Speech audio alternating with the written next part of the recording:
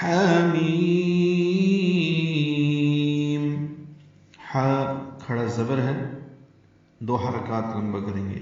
اصل میں ہا 2 حرفی حرف ہے، یعنی ہا اور الف ان 2 حرفوں سے مل کر ہا بنا ہے.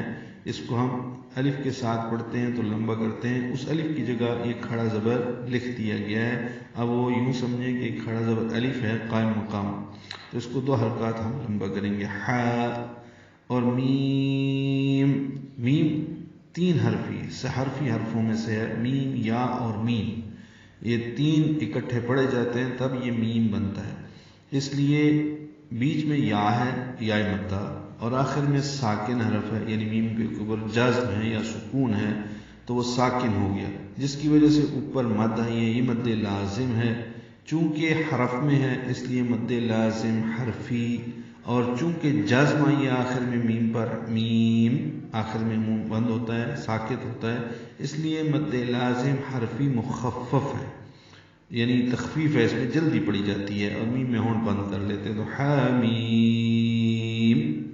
اگر غنہ ہو، آگے ملانا ہو، جیسے الف لام، آگے میم ملا رہے ہیں اگلی میم لام کے ساتھ، تو وہاں پہ تشدید آتی ہے. اس مد کا نام مد لازم حرفی مثقل، یہاں پہ مخفف ہے، مد لازم حرفی مخفف. اب لمبا کریں گے اس کو. اس کی مقدار 6 حرکات ہے، 5 یا 6 حرکات اس کو لمبا کرتے ہیں. تنزیل من الرحمن الرحیم.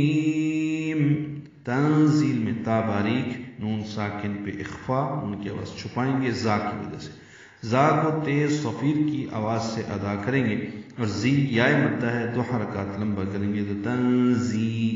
تنوین ہے لام پر اور اس کے بعد میم آنے کی وجہ سے لم ادغام ہوگا غننے کے ساتھ. تنزیل من میں نون ساکن تھا، لیکن الرحمن کا حمزہ عارضی ہونے کی وجہ سے نون را سے ملا دیا گیا. من الرحمن، جس طرح بسملہ میں پڑھتے ہیں بسم اللہ الرحمن الرحیم، را پر پڑھیں گے، ادغام شمسی ہو رہا ہے، الف لام نہیں پڑھیں گے. ہا ساکن پہ ہم سے میم کو 2 حرکات لمبا کریں گے.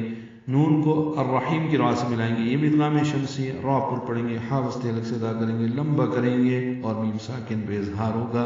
یہ مد عارض للسکون بنی ہے. تو تنزیل من الرحمن الرحیم. حامیم. یہ خدائے رحمان و رحیم کی طرف سے نازل کیا ہوا کلام ہے.